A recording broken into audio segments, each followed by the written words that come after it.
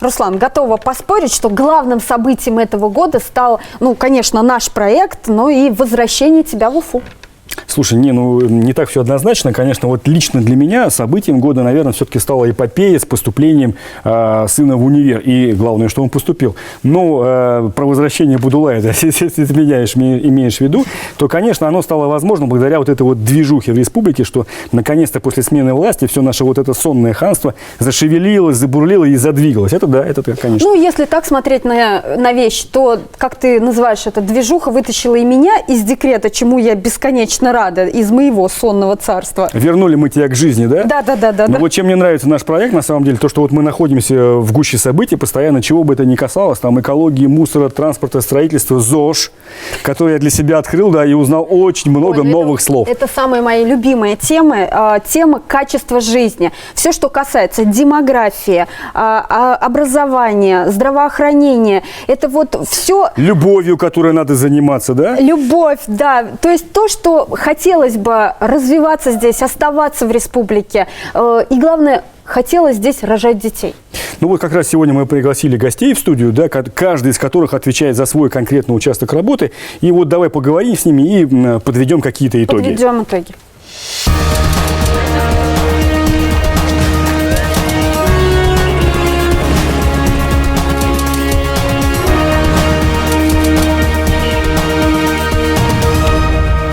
Сейчас должны бегать и кричать: стойте, стойте, что у нас с трамваями, что у нас с троллейбусами. Сегодня основная суть проблемы заключается в конкуренции между перевозчиками за пассажира. Но рыба гниет с головы. И многие люди, которые там сидели, они были встроены в эту систему. Вы про кадровую политику? Именно про кадровую политику. Очень серьезнейшая забюрократиченность всего процесса подготовки башкирских двориков. Год был очень фонтанирующий просто огромным количеством эмоций и каких-то находок. В конце года принято подводить его итоги. 2019 запомнился каждому по-своему. Для политически активных людей главным событием могли стать выборы, сентябрьский указ о стратегии развития республики или формирование нового правительства. Многие горожане по достоинству оценили ремонт своего двора или подъезда. На селе заговорили о новых ФАПах и освещении улиц. Активное движение идет по всем направлениям, от строительства медицины до образования и культуры. Мы тоже имеем свое мнение. Редакция проекта, честно говоря, решила составить свой список главных обсуждаемых событий и тем года. Борьба с Техасом и наведение порядка в общественном транспорте стала первой обсуждаемой темой года. Главная цель заявленной реформы – выдавить с рынка нелегальных перевозчиков. Из уфимских маршрутов мы можем в полном объеме говорить, что мы исключили нелегальных перевозчиков, то по межмуниципальной сети нелегальный перевозчик все еще остается. В транспортной сфере по-прежнему остается много нерешенных вопросов. Следующая перспектива – это создание единого регионального оператора транспортных услуг. К чему все это ведется? Объясню, что сегодня основная суть проблемы заключается в конкуренции между перевозчиками за пассажира. И в этом кроется основная проблема. Мы должны уйти от этого вопроса, предоставлять перевозчикам возможность покупать только транспортную услугу. 150 трамваев имеют износ 98%. 70 трамваев Татра, вслушайтесь, вдумайтесь, имеют 100% износ. У нас уже трапециидальные рельсы. И в это же сложное время мы принимаем решение не финансировать МОЭТ. Вы понимаете, что мы сейчас должны делать? Мы сейчас должны бегать и кричать: стойте, стойте, что у нас с трамваями, что у нас с троллейбусами. В итоге полная тишина. Еще одной важной темой, которая весь год находилась в центре общественного внимания, стало благоустройство, масштабный ремонт подъездов и дворов, обновление парков и скверов. Проект «Башкирские дворики» стал особенно актуальным после того, как из аналогичной федеральной программы исчезла статья расходов на ремонт дворов. Сам вход в эту программу был стремительным, очень хорошая программа. Я думаю, что они по достоинству уже оцениваются жителями. Обновлять дворы и подъезды в Башкортостане будут в ближайшие 4 года с учетом работы над ошибками. Главные минусы в том, что я видел забюрократиченность. Очень серьезнейшая забюрократиченность всего процесса подготовки башкирских двориков. Понимаем, что будет на 2020 2020 год. Мы планируем порядка 2 миллиардов рублей потратить на благоустройство, комплексное благоустройство наших башкирских двориков. Количество двориков может быть от 380 до 400. Уже с марта месяца мы должны зайти в подъезды. И также порядка 4000 подъездов в Республике Башкортостан в 2020 году должны будем отремонтировать также комплексно. Главным политическим событием года, наряду с выборами главы региона и избранием Радия Хабирова, можно назвать публичное объявление задач правительства на ближайшие 5 лет. Сентябрьский указ главы региона обозначил важнейшие приоритеты и цели республиканской власти в амбициозных цифрах и показателях. Среди них, например, достичь численности населения Башкирии 4 миллиона 100 тысяч человек к 2024 году.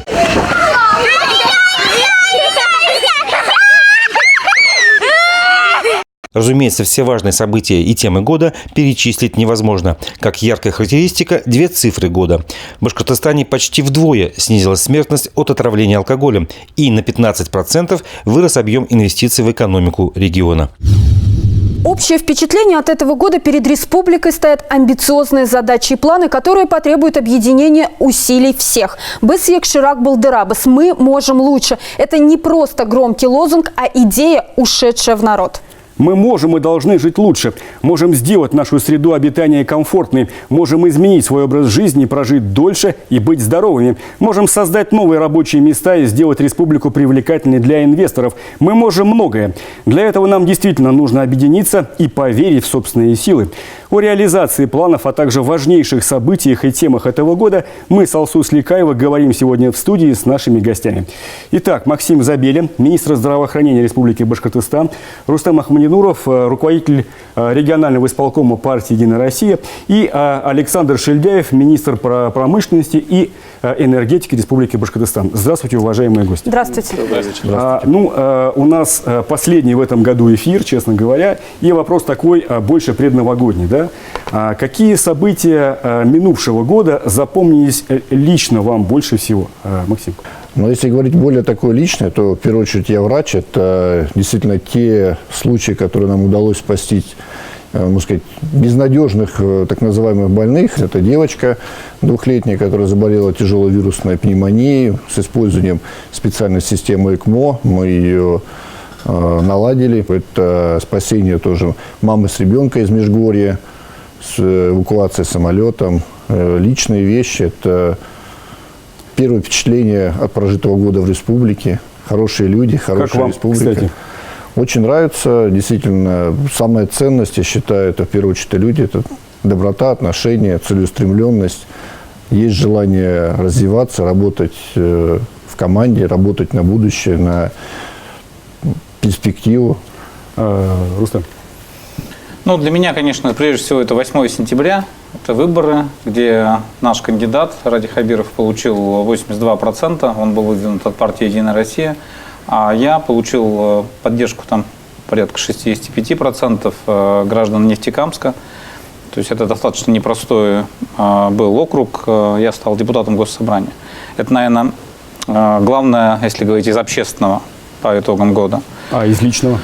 Если говорить из личного, то это, конечно, золотая медаль моей дочки МГУ. Она закончила с отличием магистратуру. Очень горд за нее. Александр? В семье поменялись немножко там график работы и график приходить даже домой. То есть, когда 4 дочки есть и папу не видят, то есть это тоже такое. У вас 4 дочери? 4 дочери, да. Поэтому из личного это отсутствие времени практически совсем. Понятно. А из профессионального? Из профессионального все-таки, если брать по экономике, инвестициям, то есть те инвестпроекты, которые крупные заходили, предприятия к нам, это довольно-таки много. То есть практически 53, наверное, инвестчаса, 150 практически проектов рассмотрено. Вот это довольно-таки... Но мы об этом еще поподробнее поговорим. Ну, безусловно, важнейший документ этого года – это сентябрьский указ о стратегии развития республики до 2024 года. А, соответственно, важнейший пункт этого указа, я думаю, вы со мной согласитесь, это вопрос демографии. Но по итогам уходящего года у нас пока наблюдается естественная убыль населения, причем значительная. Давайте посмотрим на цифры. Давайте посмотрим на подготовленные нами цифры и потом обсудим. За 10 месяцев этого года естественная убыль в Башкирии составила почти 6 тысяч человек. А с учетом миграции республика потеряла и вовсе 10 122 человека. Согласно сентябрьскому указу, ставится цель достичь к 2024 году численности населения в 4 миллиона 100 тысяч человек. А сейчас получается на 60 тысяч человек меньше. Как вы планируете реализовывать положение вот этого указа? Они очень масштабные и сложные, непростые, конечно. Да. Да, вы правы. Задача стоит не просто амбициозно, она такая прорывная. Мы ставим перед собой цели действительно выполнить. Что касается от системы здравоохранения, от нашей команды, от министерства, в этом году мы уже достигли определенных успехов. Это идет снижение смертности. По нашим данным, мы планируем снизить смертность, если говорить в абсолютных цифрах, это более 2000 человек спасенных жизней. В первую очередь идет снижение у нас на 15%. Это болезни системы кровообращения. Это наиболее, можно сказать, основная причина, к сожалению, летальных исходов, смертельных исходов. Есть у нас хорошие прорывные успехи в борьбе с онкологическими заболеваниями. У нас идет снижение практически на 6,5%. Да, просто у людей есть такой стереотип, когда говорят о демографии, они почему-то в первую очередь думают о рождаемости. На самом деле это всего лишь часть огромного пласта проблем и вопросов. Три Кстати говоря, идеология. Да, вот три составляющие – это рождаемость, и в этом плане мы находимся на нисходящем тренде, причем оно и по всей стране. Но по этой части можно решать проблему. И здесь вы говорите по идеологии. Нам нужно принять меры по стимулированию рождаемости у женщин 25-39-летнего возраста. Дополнительно к материнскому капиталу? Это дополнительные какие-то программы, стимулирующие в этом плане. По детскому саду, чтобы можно было оставить бесплатно в каких-то группах дневного пребывания. То есть нужна поддержка. Это и за второго, и третьего ребенка. Нужно не только выплаты, нужно, чтобы можно ей совмещать с работой. Инфраструктуру создать. В том числе инфраструктуру для вот этих женщин, которые будут воспитывать второго, третьего ребенка.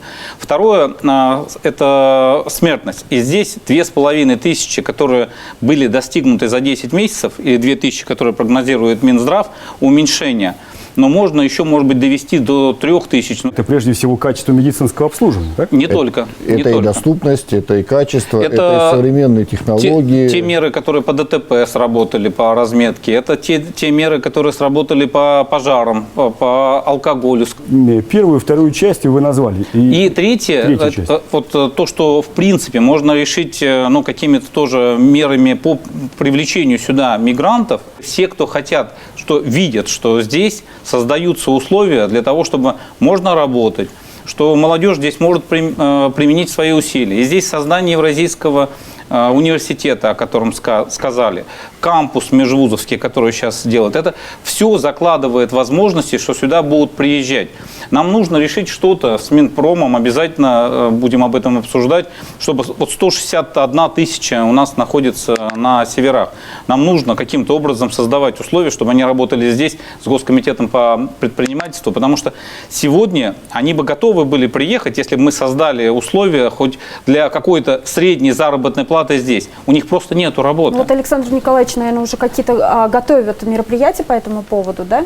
Это в рамках исполнения, опять же говорю, инвестиционных проектов наших, которые идут. То есть возьмем крупные проекты Уфимского моторостроительного производственного объединения.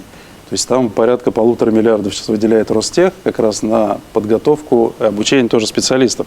То есть если специалисты будут знать, что они обучатся и будут работать здесь на предприятии, зачем куда-то уезжать?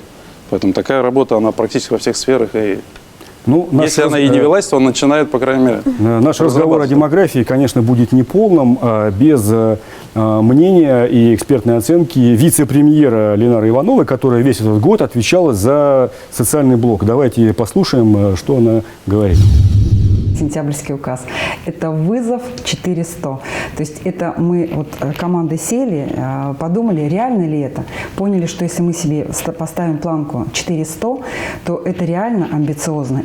Это очень сложно, это почти невыполнимо. Но если всем постараться, то это реально. И для меня это прежде всего, конечно, указ, который вобрал в себя огромное количество очень сложных целевых ориентиров. И по сути мы сейчас движемся в сторону их решения. Мы все жили в какой-то бесконечной череде очень важных и интересных событий. Начался февраль, у нас впервые школьный форум, ввели пятидневку. То есть мы решились, Ради Фаритович решился на это, да, и очень много всего запустили по школам. Кроме того, на Сочинском форуме, когда мы выехали всей командой, вот впервые, наверное, я вот ощутила вот это ощущение команды. То есть вот это очень яркие, на самом деле, эмоции. То есть вообще год был очень фонтанирующий просто огромным количеством эмоций и вот каких-то находок. Вообще год не только событий, но и людей. На самом деле очень много открыло людей, которые, может быть, где-то были близко, а с другой стороны, которые, наоборот, далеко, как Нюта Федермейстер, которая приехала к нам, и фактически, мне кажется, с Башкирии вообще пошла мода на хосписы. То есть мы сейчас все заряжены темой строительства Уфимского хосписа, и это стало модным в стране, так скажем. Вот октябрь – это, конечно, Мустай Карим. То есть это все юбилейные мероприятия, которые, ну, они вообще в течение всего года шли, и получается такой вот апогей, да, 20 октября. То есть это очень тоже эмоционально сильно, потому что сама личность Мустая такова, что не надо ничего придумывать, и не надо никого уговаривать, да, это все просто несет само собой. Люди это очень хорошо воспринимают. В начале этого года медицина стабильно входила, наверное, в тройку наиболее популярных, в кавычках, у населения по жалобам и обращениям граждан. Да? А к концу года мы констатируем, что медицина, здравоохранение вышло из этой красной критичной зоны. Но определенные моменты все равно остаются. В частности, кадровый дефицит. Вот как с этим ситуация обстоит? Ну, в первую очередь, если говорить о том, что почему мы фанили, это, может, такая была закрытая история, когда не было общения, начиная с уровня участкового врача, лечащего врача, уровня главных врачей, отдельных специалистов. И когда мы заработали в системе инциденте, когда каждую жалобу стали разбирать и профилактировать на будущее уже эти вот возможные инциденты, так называемые, то действительно многие вещи просто решаются на упреждение и тиражируются в других медицинских организациях. Руслан, я хотел вот ответить все-таки более откровенно, потому что честно говоря, потому что Максим Васильевич, почему фанило вот год назад и почему сейчас не фонит, условно говоря, здравоохранение в том виде, как бы в тройке проблем? Но мне кажется, что тут все-таки Максиму Васильевичу удалось провести определенную ротацию, причем сделать это планово, тех людей, которые там сидели. Вы про кадровую политику? Именно про кадровую политику, потому что рыба гниет с головы. И многие люди, которые там сидели, они были встроены в эту систему. И вот выкручивать, я на самом деле думал, что это очень сложно. Но та ротация, которая проведена среди руководства органов учреждений здравоохранения, мне кажется, приносит плоды. Вот, честно говоря, вы можете назвать в процентном отношении, насколько сменилась категория главврачей медицинских учреждений? Ну, где-то на 30%. Очень остро стояла проблема с медицинскими работниками на селе. По кадрам вопрос, он открытый, системный. За счет тех мер соцподдержки, в первую очередь, которые реализовало правительство, глава республики, мы добились, можно сказать, положительного сальда. У нас прибыло в республику в настоящий момент программа материального стимулирования молодых врачей для того, чтобы они оставались на селе, она работает? Ну вот 500 человек работает, как раз да, привлекли. Не совсем, 660 вы недавно заявляли о том, что привлекли в этом году. То есть уже 600, да? Но у нас, если говорить честно, у нас пришло более 600. И сколько-то ушло? Но при этом, к сожалению, ушло около 150 человек. То есть сальдо плюс 500? Если говорить у нас плюс, то это у нас порядка 400 человек. Чем завлекали? И те меры поддержки, в первую очередь, действительно финансовые. Это те врачи, которые работали уже на местах, но по тем или иным причинам не участвовали в программах федеральных, земский врач, земский фельдшер, по решению главы республики они получили свой компенсационный миллион, и тем самым дополнительно мы их заикарили в... Это федеральные деньги или Нет, это республиканские деньги, да, региональные. Это... Плюс жилье, дает служебное жилье. Вот в Нефтекамске, допустим, врачам молодым дали жилье, и новый Тагир Гизатуллин, главный врач, он привлек там порядка 28, по-моему, молодых ребят. Такой конкретный вопрос.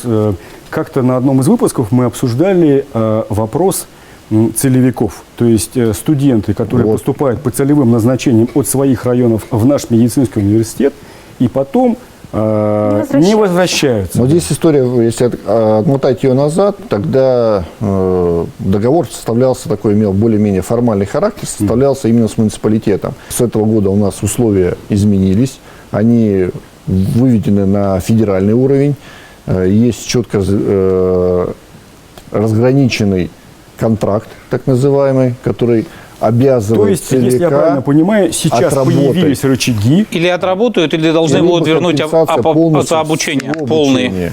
Это обучение цифра. стоит порядка 1 200 000 1 400 рублей. То есть, если ты не хочешь возвращаться, либо ты компенсируй потраченные на тебя, на твое обучение деньги, и пожалуйста. Руслан, ну вот мы сейчас говорили про активную гражданскую позицию. Все это замечательно, но я так и не поняла, что делать с пассивными людьми. Их вот ведь такое большинство. Ну, слушай, их, конечно, не большинство, но их много, У меня такое ощущение, что на самом деле вот эти пассивные люди, они занимают такую выжидательную позицию. Они хотят посмотреть, что получится. Если будет получаться хорошо, они присоединятся. Хочешь сказать, что всем активным людям не нужно опускать руки и все-таки продолжать двигать свою тему? Слушай, я точно знаю, что даже новогодние желания не сбываются, если человек сам в это не хочет поверить. Что-то сделать для этого? Ну, по щучьему велению, конечно, не бывает. Даже новогодние подарки не появляются под елкой по щучьему велению. Слышит ли власть населения? Ответить на этот вопрос можно, оценив работу системы «Инцидент», программы мониторинга обращения граждан в соцсетях. С начала этого года зарегистрировано, но и самое главное, отработано свыше 75 тысяч проблем, инцидентов, с которыми столкнулись жители республики. Если говорить о результатах, результаты – это количество готовых инцидентов, то есть закрытых обращений, с которыми мы вступаем в Новый год. 77 тысяч 001 инцидент – это само о себе эта цифра говорит.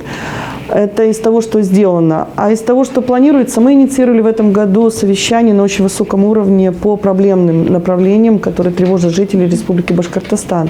Это водоснабжение.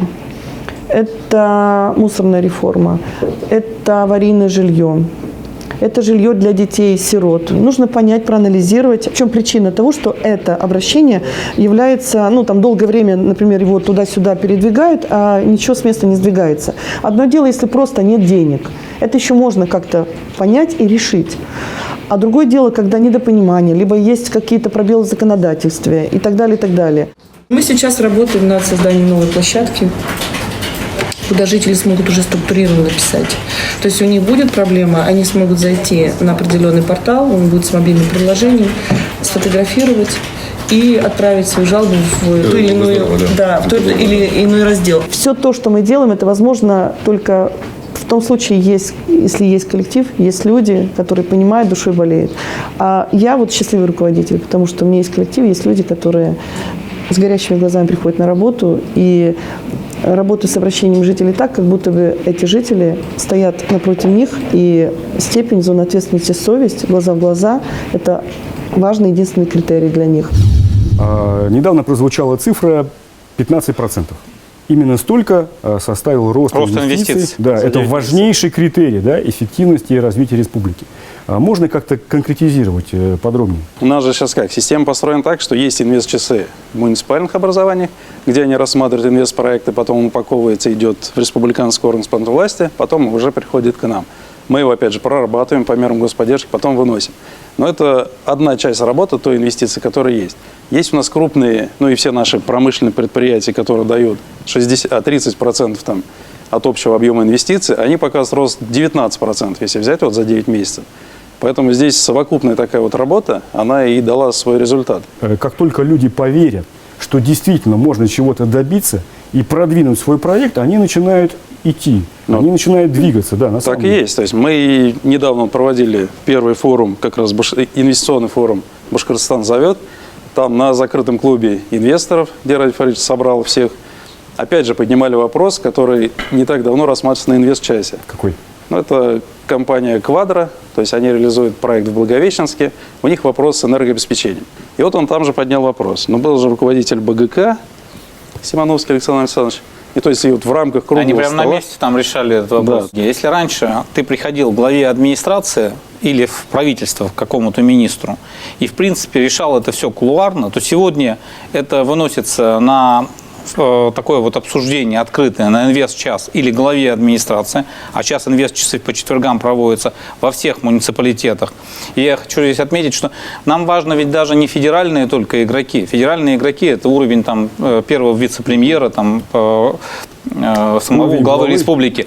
А важно вот местные бизнесмены. Они раньше со своими проектами не понимали, как пробиться, или нужно было, как говорится, дать на лапу, или, в принципе, они понимали, что их там не пропустят. Сегодня этот механизм позволяет ему прийти, обсудить это в открытом, вот в таком формате, и при этом еще есть контроль, как говорит, контроль на линии, чтобы это реализовывалось. Я просто хотел еще добавить, вот сейчас же все-таки работаю там не так давно, начинаю знакомиться с предприятием. То есть, чтобы с предприятием, с руководителем общаться, надо пройти ногами там, от сырья, откуда пришло, и до готового продукта. Ну, чтобы понимать, в чем можно помочь. Вот на предприятии «Альтернатива», которое у нас в Октябрьском, там у него 4 миллиарда оборот, то есть он крупнейший игрок по пластмассовым изделиям, не только там у нас в стране, но он с Китаем там уже сотрудничает, причем открыто. Они выкупили завод «Автоприбор» и сейчас начинают вкладывать. И он не знал, что можно, в принципе, публиковать там проект и получить меры господдержки именно нашего фонда развития промышленности. Каждого предпринимателя интересует конкретный результат. Удастся ли решить его конкретные инвестпроекты и проблемы? Вот получается это по вашим ощущениям? Получается. Вот я поэтому говорю, когда мы включаем это в протокол, любое поручение, и начинаем через 2 недели тормошить и РАИВы, и наши сетевые организации, то здесь... От этого уже никуда не уйдешь. Когда приходит Радик Борисович, там ругается так, что и людей он снимал в рамках инвест-часа. Поэтому сами инвесторы говорят, вы от этой практики, от инвест-часов, говорят, отходить вообще нельзя. Здесь еще вот одну программу Геннадий Валентинович сделал. Это как раз инвестор Б24. То есть вот эти все проекты, которые мы рассмотрели и на инвест-часе, и приоритетный инвестиционный проект, и проект, который уже получает меры господдержки, сейчас они все в режиме реального времени есть у Радика Борисовича. То есть он может на телефоне открыть, смотрит карту, есть его поручение. То есть там 3 цвета. Желтый, зеленый, красный. Желтый, зеленый, красный? Да. Как светофор, да? Да. Если красный он открывает и смотрит, было поручение такое-то, оно не исполнено. Все, здесь уже как бы принимаются меры прям не дожидаясь инвест-часа. Да. Конкретный вопрос. Вот буквально прошло 3 месяца, как введена новая должность в муниципальных образованиях бизнес-шерифа. Уже можно сделать какие-то выводы, насколько это эффективно и как это работает? Ну, по бизнес-шерифам они больше... Вообще вопрос, конечно, по адресу? Ну, не совсем, конечно, но они несут у нас разъяснительную функцию. Мы их сейчас хотим привлечь все-таки в программе легкой промышленности. То есть задача Радика Борисовича поставлена в сентябрьском указе, в том числе это удвоение объемов производства легкой промышленности. Собираем круглый стол. Из них 50 наших легковиков сидят. Мы им начинаем говорить, у нас есть меры федеральной поддержки, наши меры есть поддержки. Я говорю, вы про них знаете? Ну, просто даже так, поднимите руки, кто знает. Из них половина не знают. Поэтому вот бизнес-шериф как раз и должен доводить те меры господдержки, которые есть, которым может воспользоваться их предприятие на территории и совместно уже реализовывать эти проекты. Мне кажется, сама конструкция очень жизнеспособная. Они только начали работать. Мы не можем пока сказать, насколько это эффективно. Ну, пока еще сложно. Да. Рустам Иванович, вот касаемо идеологии, да, важнейшие вещи прозвучали в послании. Что, конечно, нужно всем объединиться и, наконец, уже поверить в свои силы, что ничего невозможного нет, да? Вот все-таки вот в этой части, в этой плоскости, какие изменения произошли вот в республике за минувший год? Вот как это все? Ну, вот я думаю, что все заметили, что в республике все свои личные амбиции все-таки убрали куда-то на дальний план.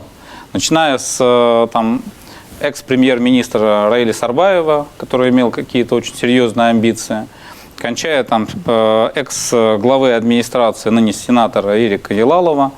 То есть раньше все-таки в республике была какая-то вот такая ситуация, что есть какие-то вот команды, кланы, и, соответственно, если ты хочешь что-то решить, нужно, ну, условно говоря, к какому-то клану как-то примкнуть. Все это работало таким образом, что если ты, условно говоря, клан елаловские, то тебя хамидовские не пустят к решению вот этого вопроса. Сегодня, условно говоря. Условно говоря, да. Сегодня вот эта эффективность главный критерий. И если ты условно идешь с проектом, который принесет сюда инвестиции федеральные, там, какие-то частные инвестиции, и этот проект будет интересен для дела, то любые, там, в смысле, вот эти раньше условные люди, они все будут, ну, как бы, как, кстати, было в Татарии, они почему получали очень много федеральных инвестиций и других? Потому что они все брались всегда были единой командой. Все единой командой. Вот эта команда, мне кажется, на сегодняшний день в республике сегодня, практически вот за год, мы можем сказать, это одно из самых важных достижений, она сформирована. Еще один канал обратной связи власти с населением был создан в этом году. Это Совет при главе Башкортостана по правам человека и развитию институтов гражданского общества. В него вошли 36 человек. Их еще сам Ради Хабиров назвал неудобными для власти персонами, которые так или иначе отстаивают права и интересы людей. Несмотря на короткий срок деятельности, у их работы уже есть реальные результаты. Давайте послушаем ответственного секретаря СПЧ Зульфию Гайсину. У нас есть уже 3, ну, скажем так, значимые, серьезные проблемы, когда мы действительно, как волшебники, решали какие-то сложные задачи. Ну, например, запустили тепло, отопление, вернее, в одном из многоквартирных домов, где люди не могли 2 года добиться того, чтобы им отапливали их жилые помещения. Люди жаловались на то, что их не слышат, их не хотят слышать, и их игнорируют органы власти. И после того, как мы съездили в Белорецкий район, дело сдвинулось с мертвой точки, и на уровне сотрудников главы региона на эту проблему обратили внимание, и в итоге сейчас как бы планируют уже решить вопрос по сохранению Белорецкого моста. И третий вопрос, который нам очень как бы быстро удалось решить, это была проблема, связанная с земельным участком, который планировался предоставить под строительство социального приюта в Уфимском районе. Скажите, вот какие задачи вы считаете приоритетными уже на следующий год? Максим Васильевич. Ну, задачи приоритетные, это в первую очередь действительно обозначены. Потому что планов громадье. Не, планов громадье, но основной задачей, с чего мы начали сегодняшний разговор, это здоровье, сбережение, увеличение числа сохраненных жизней. У нас в первую очередь это вопросы, связанные с нашими будущими мамами. Это работа с молодыми пациентами, это с нашими детьми, где мы начали работу. И работа действительно в первичном звене. Это наши поликлиники, это наша сельская медицина. Спасибо. Рустам. Ну, я думаю, главная задача на 2020 год – это выполнение, вот первый год выполнения вот этого указа 310-го, стратегии 2024. Если мы первый год выполним вот эти основные показатели этого указа, значит, мы выполним и всю пятилетку, а значит, республика будет развиваться. Если как бы заложим фундамент. Если поднимется экономика, будет больше возможностей для вложений в медицину со стороны... Камешек ваш огород. За экономику у нас Александр Николаевич. То есть вот если мы такую же тенденцию продолжим, что и люди нам верят, и предприятия, и инвесторы, то я думаю, здесь и экономика будет развиваться. Мы сегодня не затрагивали как раз ни особую экономическую зону. Это, опять же, первостепенная задача, которую мы должны сейчас... не хватит эфирного времени. Да, ну то есть я к тому, что это одна из первостепенных задач, чтобы ее сейчас все-таки утвердить на федеральном уровне, заполнить резидентами, обеспечить, опять же, энергообеспечением, загрузить наши территории опережать социально-экономического развития, пока есть тот 3-летний самый такой лакомый промежуток, где есть все эти наши налоговые преференции. И, соответственно, отработать с предприятием, чтобы они все-таки вкладывали, модернизировали свое производство. И очень важно еще, чтобы все-таки правительство начало более активно работать. Вот у нас, я надеюсь, в следующем году появится премьер-министр, во-первых. Потому что сегодня, ну это я вот к вам почему обращаюсь, потому что вы все-таки за экономику отвечаете. Но давайте мы Ради Фаидовича как-то немножко от экономики тоже немножко освободим. Ну хорошо, когда он ведет эти инвест-часы в постоянном режиме на каждую эту. Но теперь еще будут и промчасы. Ну, вот, с 17 января Ради Фаидович согласовал, да. Промчасы? Промышленные часы, то есть это не инвестпроекты рассматриваются, а промышленность. Вы в правительстве работаете в правительстве. Я прошу прощения, транспортный час, здравчас, стройчас, инвестчас. В итогах года все понятно. А что нас ждет в следующем году? И в первую очередь давайте узнаем, чего ожидают обычные жители. Наши герои – молодая семья с маленьким сыном, которого зовут Радий. Знакомьтесь, это Файзулин Ради, ему 1 годик. Он умеет ползать и скоро научится ходить. Хотел пожелать ему здоровья, конечно же, добра, удачи. Пусть он будет мужественным, уверенным, таким, как наш глава Ради Фаритович Хабиров. Как вы считаете, что нужно мальчику для хорошей жизни? Я думаю, это уверенность в себе. И главное, чтобы он был здоровым, счастливым и любил своих родителей. Ради родился в ноябре прошлого года. Он пока еще Родители впечатлились он нашим пока еще не умеет ходить, новым но он главой. улыбается, его все любят. Уважаемые гости, чего бы вы хотели пожелать жителям в связи с наступающим Новым годом? Я думаю, здоровья будет желать как раз у нас министра здравоохранения. Логично. Да, поэтому со своей стороны все-таки стабильности и денег, и уверенности в завтрашнем дне. Радию я пожелал бы, чтобы он поступил в хорошую школу, в садик, чтобы у него был.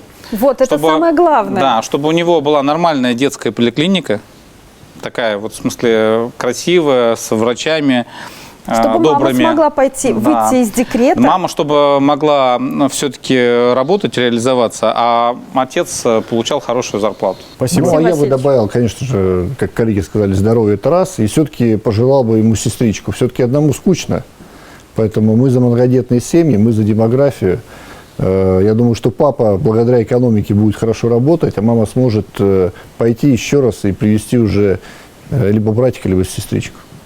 Уважаемые гости, большое вам спасибо за честный, предметный, конструктивный разговор. И вас тоже с наступающим Новым годом. С наступающим. Спасибо. Вас тоже. Руслан, смотри, какая незадача.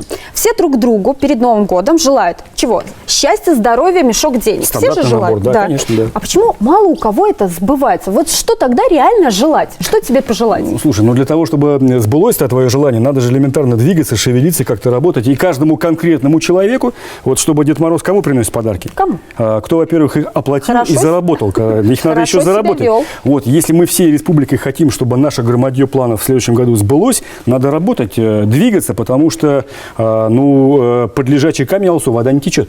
Ну тогда, Руслан, следуя твоему совету, нужно 1 января встать и всем дружно заняться здоровым образом жизни. Прям 1 января. Со своими близкими, семьями, пойти покататься на лыжах, сходить на каток. Слушай, наверное, все-таки 1 января с утра заниматься ЗОЖем немного бесчеловечно, да, тебе любой врач скажет, или Снегурочка, но вот 3 января в самый раз, учитывая ограничения по продаже алкоголя. Слушай, а вообще, как встретишь Новый год, так его проведешь, поэтому у нас работы в следующем году не початый край. Работать надо. Руслан, с наступающим, с тебя тост. Когда в тоскливой череде серых будней ничего не происходит, то время тянется чертовски медленно. Когда дел по горло, то минуты, часы и дни летят незаметно. Год 2019 лично для меня промчался как скорый поезд. В новогоднюю ночь под бой курантов каждый загадает свое личное, сокровенное. Из тысяч ручейков таких желаний и получается наш общий полноводный поток. И пусть желание каждого из вас сбудется и совпадет с его возможностями. Только полагайтесь не на щучье веление, а на свое умение. И уж тогда точно все исполнится. Как и наше общее желание гордиться своей родной Башкирией. С наступающим вас, дорогие друзья! Будьте здоровы, берегите себя и своих близких. Смотрите, честно говоря, на канале БСТ и во всех соцсетях страны.